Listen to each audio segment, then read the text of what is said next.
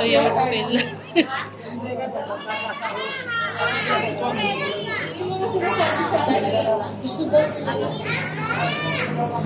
Ito na yung close.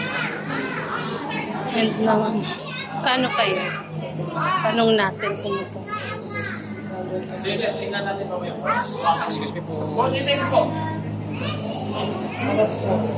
46.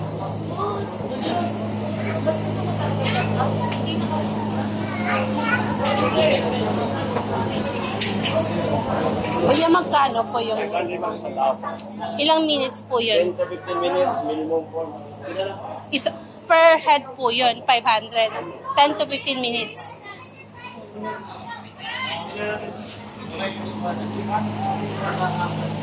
And guys, nagtanong ako, 500 per head daw. 10 to 15 minutes daw. So, yung dalawa, 1,000 lang guys. Sila, 1,500 kasi tatlo.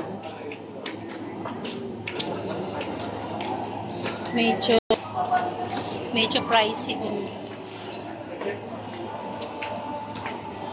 Sobrang pricey. Lalo kung marami kayo, my goodness.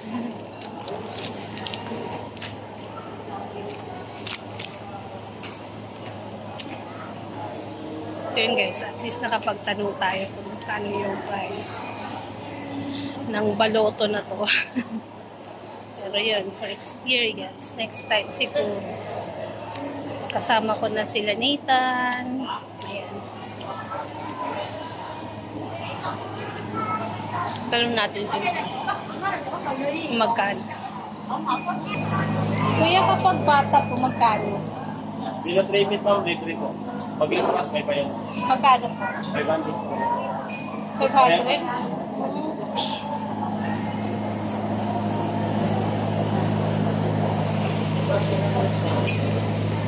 Ngayon na natin din, magbabago yung tao.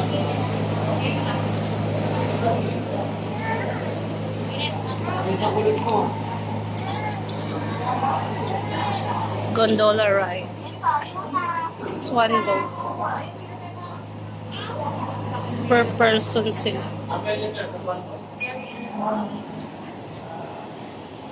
Yun guys, sinitan kasi may 3 feet na siya, magpo 4 feet. So hindi na siya libre. Kala ko at least half the price. Yung pala hindi. Marami-rami din yung pila. So anyway, hindi naman tayo sasakay ngayon. Next time na, at least nakapag-inquire tayo. Tsaka kung sino yung pupunta dito sa Venice Grand Canal. Ayan guys. Ang per head dito sa gondola ay 500 per head. Kapag 3 feet below, free. Pero pag lampas 3 feet na, 500 pa rin. Per head yun. Sa isang boat, maximum of 6 person yung kaya sa isang gondola. Ayan, meron din sila dito. Yung swan na ganyan, yung swan, sarili kayo magpapadyak. Sa gondola naman, meron kayong tagasagwan. Yan, yung ganyan, yung sa Swan, 300 per head lang. 300 per head. So, yun guys. Libre kapag 3 feet and below.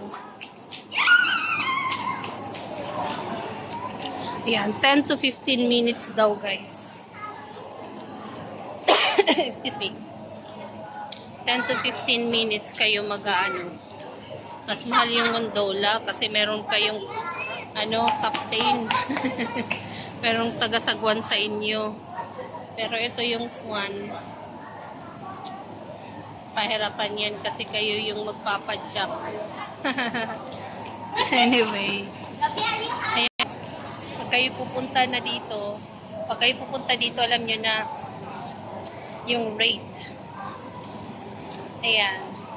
Pero maganda din naman dito, kahit halimbawa pupunta kayo dito at hindi kayo mag-a-avail ng ganyan, okay lang din pumunta kayo doon sa pigeon, feeding pigeon. Meron doon parang park, mag-feed ka ng pigeons, and then may mga pambata din doon na sinasakyan. Mas mura. Yan guys. Ito guys, baka dyan na nakatira si isa sa mga towers na yan, dyan nakatira siguro si Kaloy. Ang second, two-time golden medalist si Kaloy.